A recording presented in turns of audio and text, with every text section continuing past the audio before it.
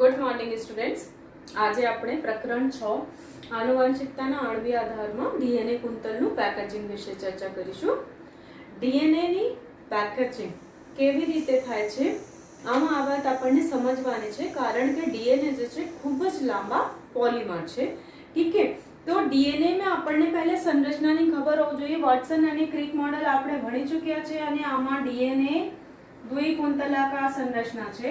ઠીક છે, અને તમે સમજાવવા માટે બનાવી છે. તો એની વચ્ચે નાઇટ્રોજન, એની લંબાઈ કોના ઉપર ડિપેન્ડ કરશે ખબર છે ને? તો પહેલા લખા हुआ था જ્યારે આપણે પોલીન્યુક્લિયોટાઇડની સંરચના વિશે ભણતા હતા ત્યારે આપણને પढ़ा था કે ડીએનએ ની લંબાઈ કે કોની ઉપર ડિપેન્ડ કરે, તો એનામાં રહેલા ન્યુક્લિયોટાઇડ ઉપર કે બેઝ પેર ઉપર એની લંબાઈ ડિપેન્ડ કરે કે ડીએનએ કેટલા લાંબા હશે.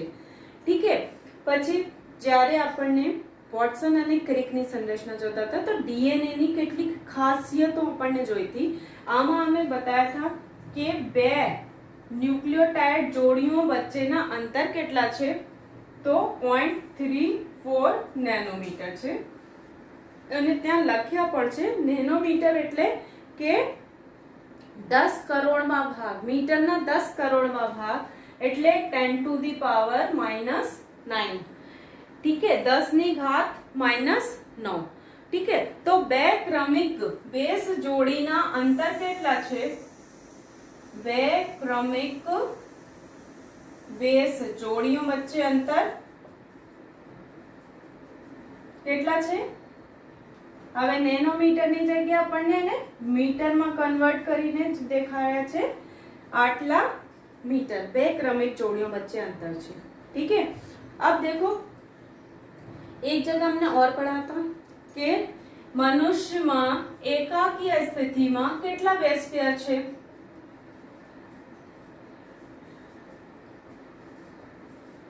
3.3 10⁹ બેઝ પેર છે, એ પણ આપણને ખબર છે.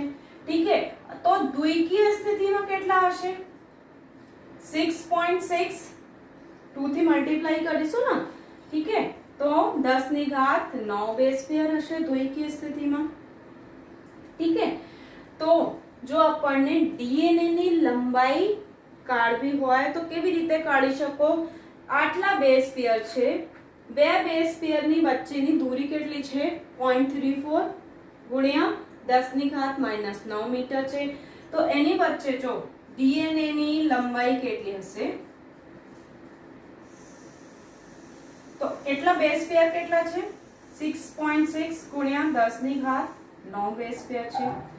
બે બેઝ પેર વચ્ચેની દૂરી કેટલી છે? તો આમાં ગુણા કરી દો. 0.34 into 10⁹ मीटर पर बेस पेयर. ठीक है, इतनी इनकी दूरी है. जो इसमें निकालेंगे तो अपन को डीएनए की लंबाई मिल जाएगी. जो डीएनए की लंबाई निकालोगे ना तो 2.44 આવશે. जो એના મલ્ટીપ્લિકેશન કરશો કેવી રીતે તો કહી દઉં, બતા દેती हूँ आपको. 0.34 है ना, એને આમ પણ લખી શકાય ना, -9 છે તો. ठीक है, 6.6 into 10⁹ जब इसको हम कट करेंगे तो एना जे मल्टीप्लाई करसो तो लंबाई कितनी आएगी? इतने मीटर आएगी. तो चौपड़ी में लख्या छे ना કે ડીએનએ ની લંબાઈ આશરે કેટલી છે? 2.2 મીટર. તેવી રીતે આની 2.2 મીટર આવી ગઈ ડીએનએ ની લંબાઈ. એટલા લાંબા ડીએનએ છે. અને કોષ કેન્દ્રના વ્યાસ ડાયામીટર એના કેટલા છે? એક કોષમાં રહેલા કોષ કેન્દ્રના વ્યાસ ડાયામીટર કેટલા છે? તો 10 મિલીમીટર. इतना छोटा है, 10⁻⁻6 લખ્યા છે ને, 10 મિલીમીટર આટલા નાનો છે. અને यहाँ पर देखो मीटर में. ठीक है, मीटर में છે डीएनए અને કોષ કેન્દ્રના વ્યાસ મિલીમીટર में. તો આટલી નાની જગ્યાએ એટલા મોટા ડીએનએ કેવી રીતે આવી શકે? તો એના માટે એને પેકેજિંગ કરવી પડે, એને પેક કરવું પડે.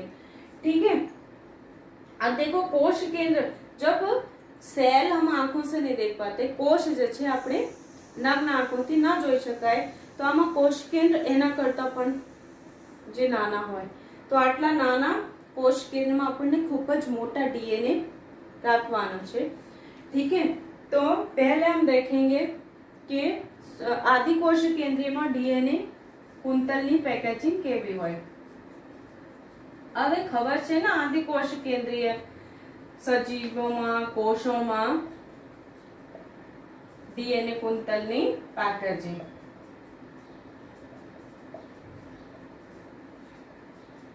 ठीक है, હવે આદિ કોષ કેન્દ્રીય કોષોમાં સુસ્પષ્ટ કોષ કેન્દ્ર ગેરહાજર છે, એટલે કે કોષ કેન્દ્ર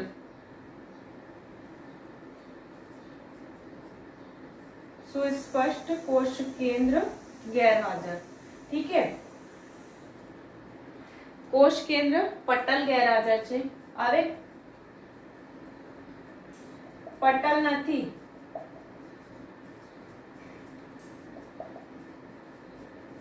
कोश केंद्र ની ફરતે પટલ નથી, તો પણ એના જે ડીએનએ છે સંપૂર્ણ કોષમાં વિખરાયેલા ના હોય, એક જ જગ્યા इकट्ठा थाय छे, एकत्रित थईने रहे छे। ऐसी दिखती है ना, देखो इसकी सेल कोश सेल होय, इकोलाई जेना आदि कोश केंद्रीय छे ना, इकोलाई बैक्टीरिया, तो आमा डीएनए एवा देखाय छे। ठीक है, तो आज एनी संरचना यानी न्यूक्लियस कोश केंद्र तो कहते नहीं, ऐसे क्या कहते हैं हम, न्यूक्लियोइड। ठीक है, तो आज न्यूक्लियोइड छे एमा डीएनए डीएनए जे छे केवी रीते फोल्डेड थाय छे, तो डीएनए केवा छे, ऋण बीज भारित। अहींया आ पण समजी लो, डीएनए छे ऋण बीज भारित। केम ऋण बीज भारित छे, तो PO4 नेगेटिव छे ने एनी पासे फॉस्फेट समूह साइड चेन ऊपर है ना, साइड श्रृंखला ऊपर सॉरी फॉस्फेट समूह, ज्यारे आपणे एना स्ट्रक्चर जोया था तो एना कारणे डीएनए छे ऋण बीज भारित। અને કોની સાથે જોડાય, તો પ્રોટીન હોય, કેટલાક પ્રોટીન હોય જે કેવી છે, ધન બીજ ભારિત। ठीक है, એની સાથે જોડાઈ જાય डीएनए, प्रोटीन के आसपास जोड़ेंगे। અને કેવી રીતે જોડાય છે, તો डीएनए કડીના રૂપમાં, अभी बताती हूँ आपको, કડીના સ્વરૂપે વીંટળાઈ જાય, કોની ફરતે, તો પ્રોટીન સાથે।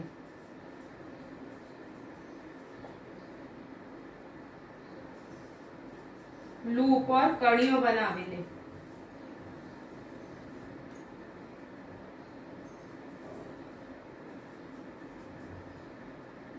ठीक है, विंटर आई जाए, देखो कैसा दिखता है, जो एक है ना डीएनए हो, मानी लो एने एक डीएनए छे, आ डीएनए छे केवी रीते, तो मानी लो कि यहाँ पर अमुक प्रोटीन होय ना, अने आ प्रोटीन केवी छे, पॉलीअमाइन्स टाइप नी। ठीक है, पॉलीअमाइन्स छे, धन बीज भारित है। यहाँ पर मान लो प्रोटीन है, बहुत सारी प्रोटीन है। ठीक है, तो अब आ जे डीएनए छे एनी फरते जो लूप बनावी ले ना,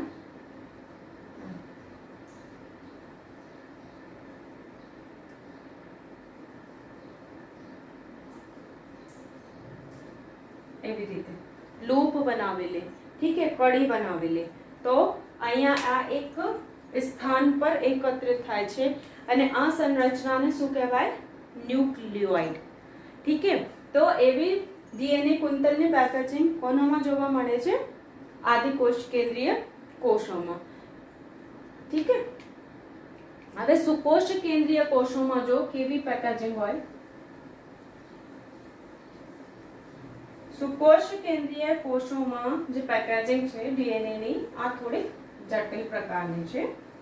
ठीक है,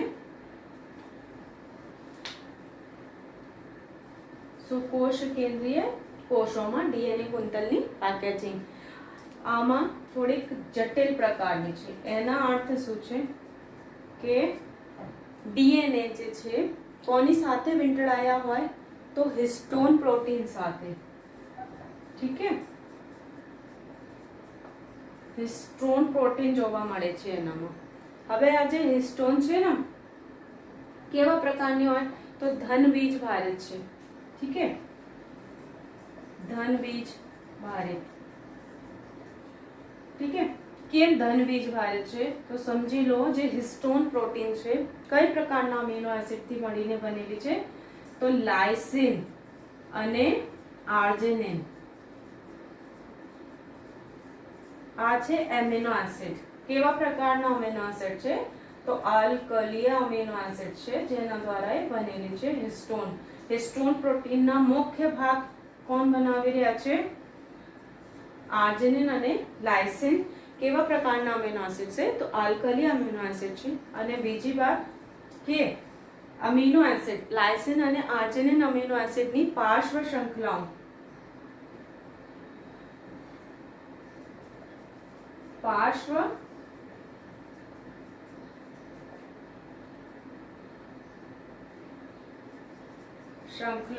કેવી છે? ધન બીજ ભારિત. જેના કારણે જે હિસ્ટોન પ્રોટીન હોય ને એ કેવી બની જાય? ધન બીજ ભારિત બને છે. ઠીક છે, હવે હિસ્ટોન પ્રોટીનની સાથે સાથે ડીએનએ ની પેકેજિંગમાં નોન હિસ્ટોન પ્રોટીન પણ જોવા મળે છે. તો ગેર હિસ્ટોન, હવે એ ક્યાં મળે આપણને એની વાત કરીશું ડાયાગ્રામ બનાવીને. ગેર હિસ્ટોન પ્રોટીન પણ જોવા મળે છે.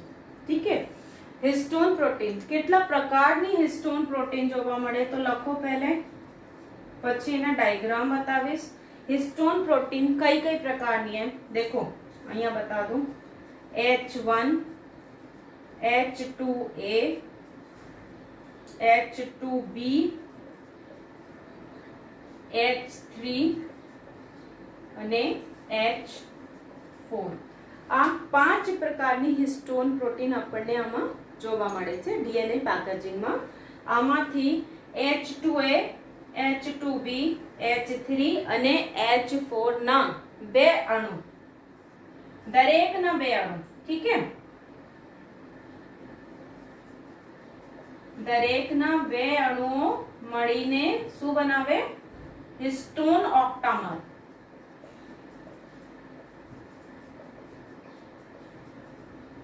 અને આ હિસ્ટોન ઓક્ટામરની ઉપર શું વીંટળાયેલા હોય તો ડીએનએ વીંટળાયા હોય. ઠીક છે, એક એના સ્ક્રીનશોટ લઈ લો.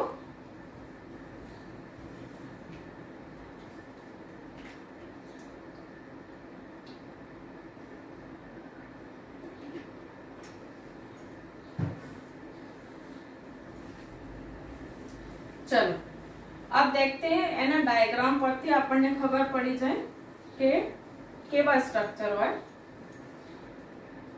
देखो H2A,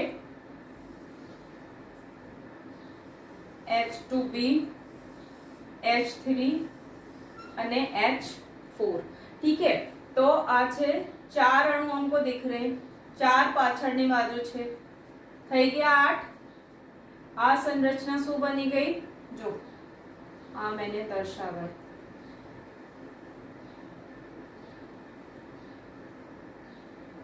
ठीक है, एना अर्थ छे कि H2A ना एक अणु आ અહીંયા છે, H2B ના એક અણુ પાછળ છે, એવી રીતે H3 અને H4. ठीक है, तो આ જે સંરચના બની એને શું કહેવાય? Histone octamer. खाली इतनी संरचना को हम कहेंगे हिस्टोन ऑक्टामर. હવે એની ઉપર શું વીંટળાયા હોય તો डीएनए. ठीक है, देखो इस तरीके से.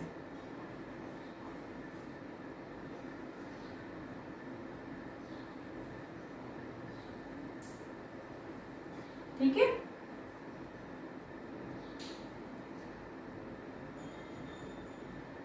और ये जो 2 डोरियां आपको दिख रही है ना, ये ऐसी नहीं आती हैं. जैसे द्विश्रंखलित डीएनए है, समझी लो. द्विश्रंखलित डीएनए आ रहा है ना, 2 श्रृंखलाएं. ठीक है, પછી એ બંને એક સાથે એવી રીતે એક સાથે કોની ઉપર વીંટળાશે? હિસ્ટોન ઉપર, હિસ્ટોન ઓક્ટામર ઉપર. આમ સમજી લો. ठीक है, પછી અહીંયાથી આગળ વધીને ફરી બીજા ઓક્ટામર હોય એની ઉપર પ્રિન્ટેડ આવશે. ઠીક है, તો આ જે બે શ્રृंखला આપણને જોવા મળી રહી છે ને डायग्राम में, तो તમે એવું નથી માની लेना कि दोनों निकलती है, नहीं, ऐसे चलेगा. मानी लो, सिंपल बना के दिखा रही हूँ. मानी लो कि आ जे छे पूरा एक ऑक्टामर है, यहां से डीएनए इसके ऊपर लिपटना शुरू हुआ. ठीक है, एक, वे, फिर आगे जाएगा. यहाँ पर बीजा ऑक्टामर है. ठीक है, तो પછી એની ઉપર પ્રિન્ટેડ આવશે, फिर यहाँ से आगे निकल जाएगा. એવી રીતે સંરચના બનશે. ઠીક है, તો આ જે બે તમારામાં દેખાય ને, તો એક હવે આગળ વધી જવાનું છે. ઠીક है, તો આમ હવે આની બહારની બાજુ જો કે એક H1 પ્રોટીન છે. ઠીક है, બહારની બાજુ છે H1 પ્રોટીન. તો આને પકડી લે. ઠીક है, આ અણુ છે H1 પ્રોટીન ના. अब चलो बीजा આપણને એક ઓક્ટામર બનાવીને જોઈએ कि बीजा ऑक्टामर मानी लो અહીંયા છે. ठीक है, एक और ऑक्टामर. अब देखो એની ઉપર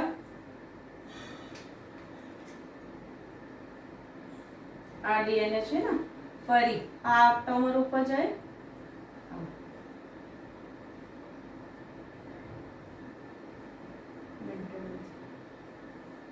પછી એવી રીતે સંરચના બની જાય. ઠીક है, તો આ છે H1. હવે બે આ સંરચનાને સમજી લો.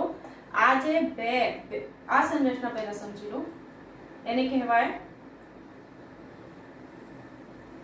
આ સંરચનાને કહેવાય न्यूक्लियोसोम. આ संरचनाને શું કહેવાય? न्यूक्लियोसोम. जैसे कि ये संरचना, इसे हम क्या कहेंगे? न्यूक्लियोसोम. આ સંરચના છે એને શું કહેવાય? ન્યુક્લિયોસોમ. અહીંયા એક H1 પ્રોટીન ફરી બનાવી લો તો એ ન્યુક્લિયોસોમ બનેगी. ठीक है, તો હવે આ સંરચનાને કહેવાય ન્યુક્લિયોસોમ. ठीक है, તો જે બે ન્યુક્લિયોસોમ છે એની વચ્ચે આ ભાગ કઈ છે? ડીએનએ છે ને. ડીએનએ છૂટ ગયા. ठीक है, અને બીજા ન્યુક્લિયોસોમ ઉપર લપટાઈ રહ્યા, તો આ ડીએનએ ને કહેવાય યોજી ડીએનએ, લિંકર ડીએનએ. આ પાર્ટને શું કહેવાય? ડીએનએ ના લિંકર ડીએનએ. ठीक है, તો આ છે ન્યુક્લિયોસોમ. તો એવી રીતે हिस्टोन प्रोटीन और हिस्टोन ऑक्टामर ऊपर ऋण बीज भारित डीएनए ना अणु लपटाए. ठीक है, एक न्यूक्लियोसोम में लिखो, एक न्यूक्लियोसोम में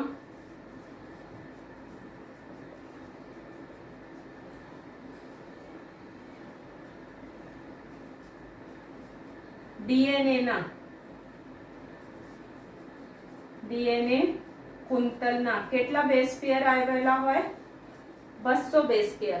मतलब एक यहाँ पर पूरा जैसे ये डीएनए लिपटा हुआ है, तो आमा કેટલા बेस पेयर આવી ગયા? 200 बेस पेयर આવી ગયા. ठीक है, डीएनए ना. પછી અહીંયા लिंकर डीएनए में भाई काउंट मत करो. यहाँ पर थोड़ा पार्ट इसमें आएगा बेस पेयर का, थोड़ा पार्ट इसमें. कुछ 146 અને 54 જેટલા लिंकर डीएनए में 200 माथी 146 જે છે ઓક્ટામર ઉપર પ્રિન્ટેડ આયા હોય, જ્યારે लिंकर डीएनए में 54 બેઝ પેयर આવેલા હોય એમ. ठीक है, તો પછી અહીંયા 200 બેઝ પેयर, અહીંયા 200 બેઝ પેयर. તો દરેક ન્યુક્લિયોસોમ ઉપર કેટલા બેઝ પેयर લપેટ ગયા? 200 બેઝ પેयर. હવે બેઝ પેयर ની સંખ્યા કેટલી છે આપણને ખબર છે ને? 6.6 * 10 10 ની ઘાત 9 આટલા બેઝ પેयर આપણને બનાવવાના છે.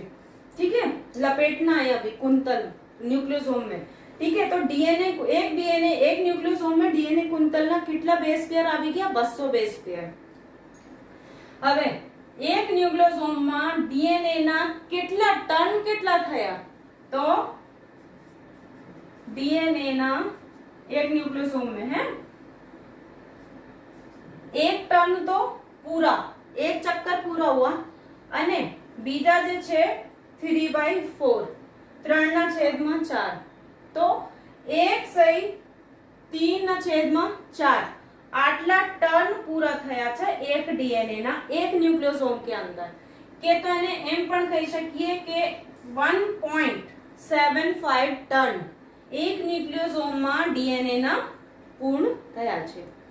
ठीक है, હવે જો આ જે સંરચના છે જો ઇલેક્ટ્રોન માઇક્રોસ્કોપ માં देखो तो કેવી દેખાય છે।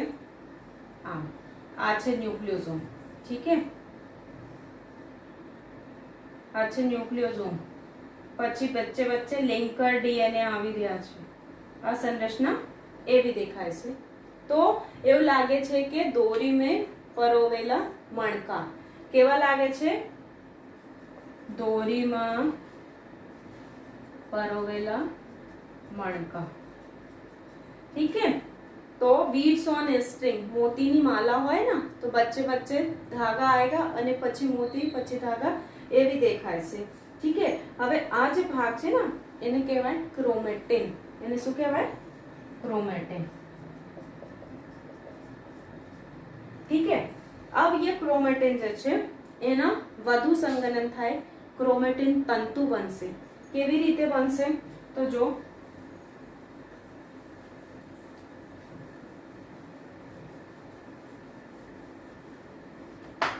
એના વધારે સંઘનન થાય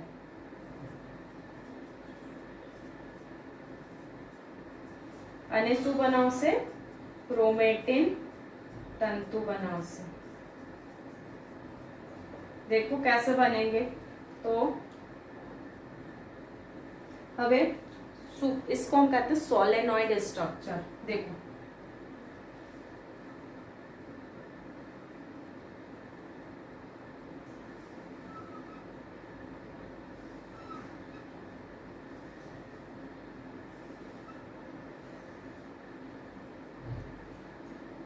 इस तरह से 6 न्यूक्लियोसोम एक साथ है।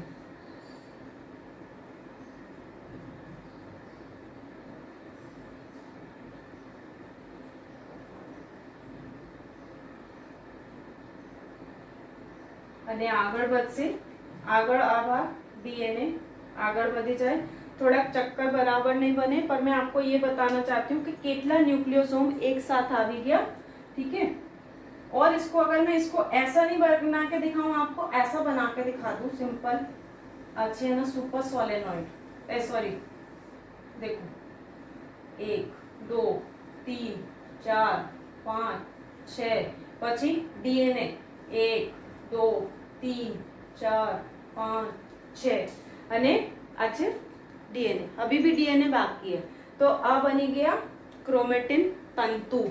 आ शू बनी गया, क्रोमेटिन तंतु। तो आमा एक उसमें कितने आ जाएंगे, 6 न्यूक्लियोसोम।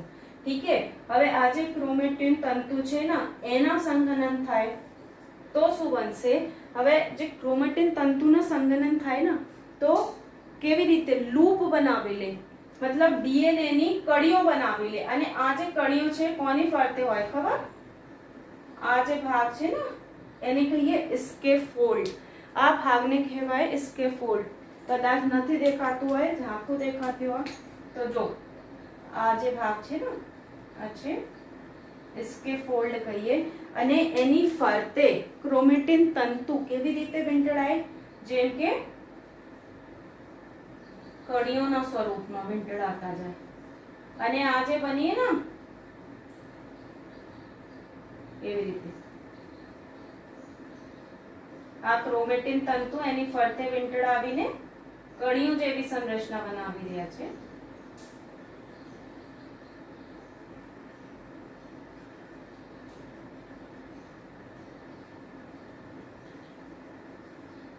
ठीक है, तो जो नीले भाग से बनाई थी ना, नीले रंग की स्याही से यानी कहवाय स्केफोल्ड। स्केफोल्ड नी फरते कड़ियों बनावेले डीएनए नी, ये क्रोमेटिन तंतु नी। ठीक है, स्केफोल्ड इसको हम कहते हैं। અને આ છે ગેર હિસ્ટોન પ્રોટીન, આ છે ગેર હિસ્ટોન પ્રોટીન સ્કેફોલ્ડ। અને આ છે જે ક્રોમેટિન તંતુ है डीएनए ની કડીઓ, डीएनए ની કડીઓ બનાવેલી।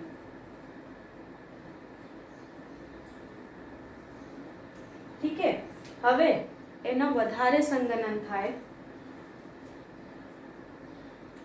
देखो हवे ना વધારે संघनन થાય और भी ज्यादा संघनन होगा इनका तो क्या बनेगा कि क्रोमेटेड बनाएंगे।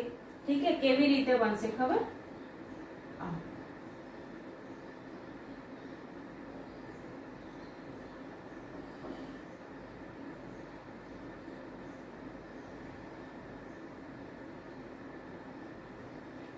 અને આ જે લૂપ છે એની ફરતે વીંટળાતા જાય।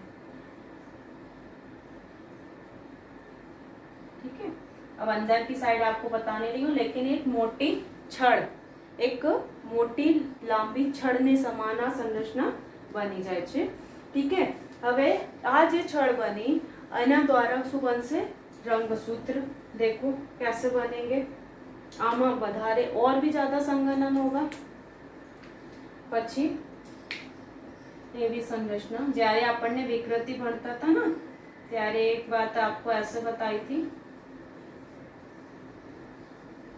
ठीक है, एनो सेंट्रोमियर आ द्विगुणित रंगसूत्र छे एवी रीते वींटळाता जाए अने शुं बनावी ले रंगसूत्र। आनी बे रंगसूत्रिका क्रोमेटेड छे। ठीक है, तो आ भाग छे ना क्रोमेटेड और आ पूरा का पूरा क्या है द्विगुणित और रंगसूत्र लखी दो। ठीक है, आ भाग छे ना रंगसूत्र। तो અને અહીંયા જો કે આ એક માની લો આ એક ડીએનએ ની સંરચના હોય તો ડીએનએ ની સંરચના પેક થઈને સંઘનિત થઈને શું બનાવશે ક્રોમેટિન। ક્રોમેટિન સંઘનિત થઈને શું બનાવશે क्रोमेटिन तंतु। क्रोमेटिन तंतु संघनन ऊपर क्या बनाएगा डीएनए नी कड़ियों और ये यहाँ पर दंड जेवी रचना अने दंड जेवी रचना मांथी शू बनशे रंगसूत्र। ठीक है, रंगसूत्र આપણને ક્યાં જોવા મળે તો કોષ વિભાજનની ભાજનાવસ્થા દરમિયાન રંગસૂત્ર જોવા મળે છે। લખી લો કે રંગસૂત્ર ક્યારે જોવા મળે કોષ વિભાજનની ભાજનાવસ્થા દરમિયાન।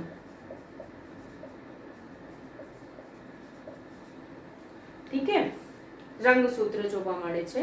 तो આપણને ખબર પડી કે ભાઈ ડીએનએ માંથી આછે ડીએનએ में से क्या बनेगा क्रोमेटिन અને क्रोमेटिन से क्रोमेटिन तंतु અને આ જે क्रोमेटिन तंतु છે વધારે फोल्ड થઈ કોની ફરતે फोल्ड થાય છે કડીઓ કોની ફરતે બનાવી હતી। આ ખાસ વાત છે ગેર હિસ્ટોન પ્રોટીન ચોપડીમાં નથી એટલે બતા રહી હું કે વધારે સંઘનન માટે કોની જરૂર હશે ગેર હિસ્ટોન પ્રોટીનની। પછી આમના દ્વારા જ દંડ જેવી સંરચના બનેગી અને એને કહીએ રંગસૂત્ર। ક્યારે બનશે તો કોષ વિભાજનની ભાજનાવસ્થા દરમિયાન આપણને રંગસૂત્ર જોવા મળે છે વધુ ગંચળામય સંરચનાના સ્વરૂપે।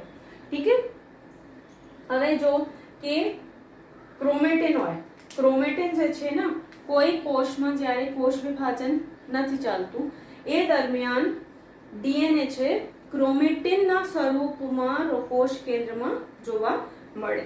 ठीक है, अब यहाँ पे मैं रब कर देती हूँ।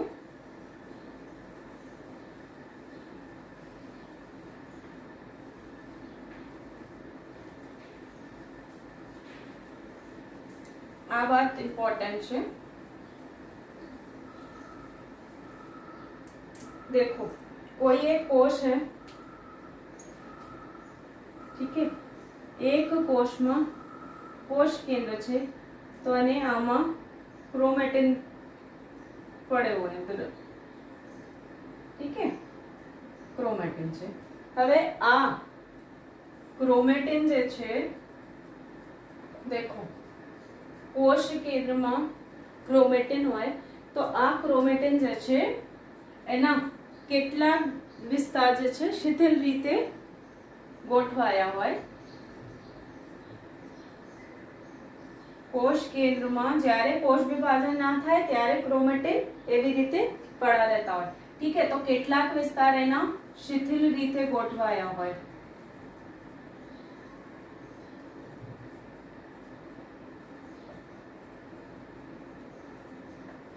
એને કહીએ યુક્રોમેટિન. ઠીક है, જ્યારે કેટલાક વિસ્તાર જે છે ગાઢ રીતે ગોઠવાયા હોય. देखो दोनों की संरचना बताती हूँ. तो આ ભાગને કહીએ હેટ્રોક્રોમેટિન.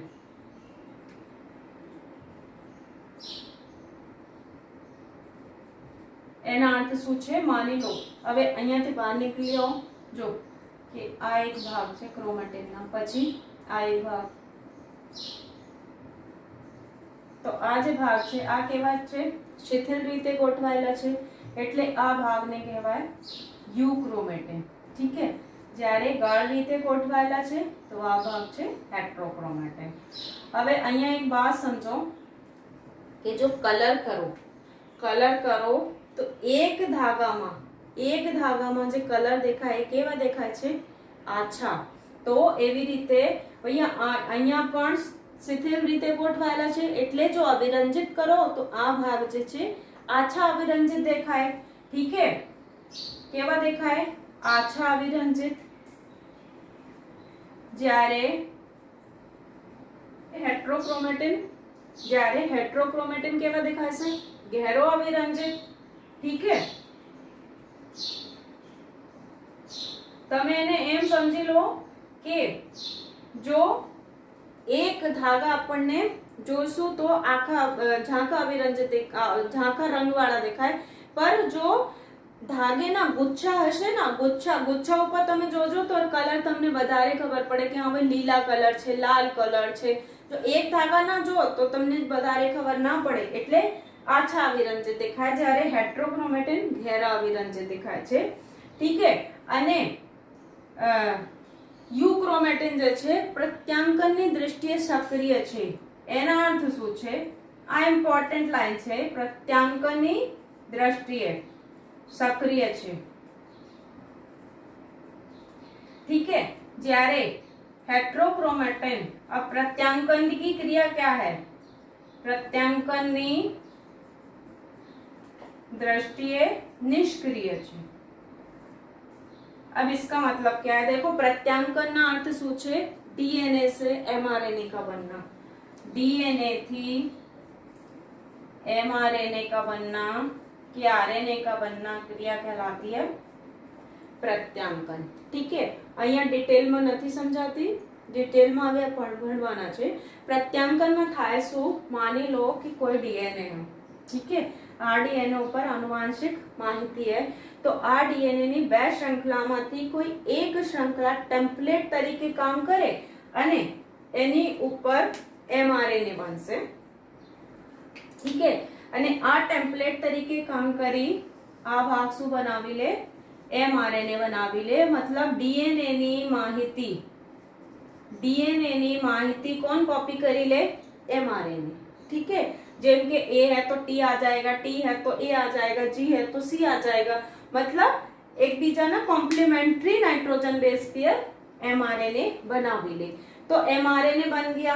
એ જ ઘટનાને કહેવાય ડીએનએ से एमआरएनए का बनना कहलाएगा प्रत्यांकन. હવે અહીંયા લખ્યા છે કે યુક્રોમેટિન પ્રત્યાંકનની દ્રષ્ટિએ સક્રિય છે. પ્રત્યાંકનની દ્રષ્ટિએ સક્રિય છે એટલે માની લો આ જે ડીએનએ ના ભાગ છે, ડીએનએ है ना, તો ડીએનએ ના ભાગ છે એની ઉપર જો આપણને એમઆરએનએ બનાવવાના હોય તો અહીંયા આપણને ખબર પડે કે કઈ નાઇટ્રોજન બેઝ છે, કઈ નાઇટ્રોજન બેઝ છે. અહીંયા ए है, टी है, जी है, सी है, कई नाइट्रोजन बेस खबर पड़ी जाए.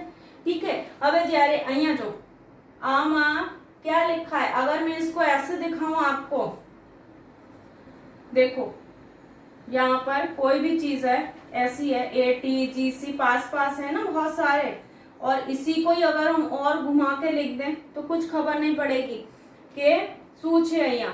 ठीक है, तो એટલે હેટ્રોક્રોમેટિન જો અહીંયા કોપી કરવા જાય ને તો એને કઈ ખબર નહીં પડે કે અહીંયા કઈ બેઝ છે, અહીંયા કઈ બેઝ છે, અહીંયા કઈ બેઝ છે, તો એને कुछ खबर नहीं पड़ती. એટલે પ્રત્યાંકનની તો આ ભાગ જે છે એમઆરએનએ नहीं बना सकता. ठीक है, तो एमआरएनए પણ नहीं बनेगा.